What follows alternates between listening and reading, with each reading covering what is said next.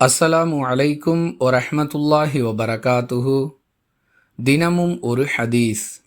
யார் தொழுகைக்காக நீண்ட தூரத்திலிருந்து நடந்து வருகிறாரோ அவருக்கு மற்ற எல்லோருக்கும் கிடைப்பதை விட அதிக நன்மை உண்டு.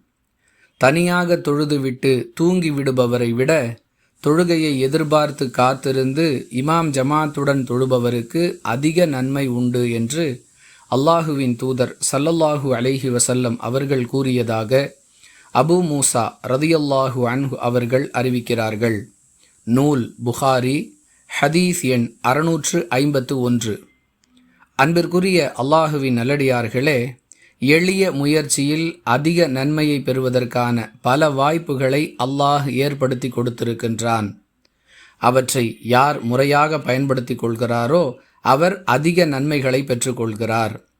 அந்த வரிசையில் தொழுகைக்காக நீண்ட தூரத்திலிருந்து நடந்து வருவது, தொழுகையை எதிர்பார்த்து காத்திருப்பது, ஜமாத்துடன் தொழுகையை நிறைவேற்றுவது போன்ற வழிமுறைகளை இந்த ஹதீஸின் மூலம் ரசூலுல்லாஹி ஸல்லல்லாஹு அலைஹி வஸல்லம் அவர்களை கொண்டு அல்லாஹ் நமக்கு கற்றுக் கொடுக்கிறான்.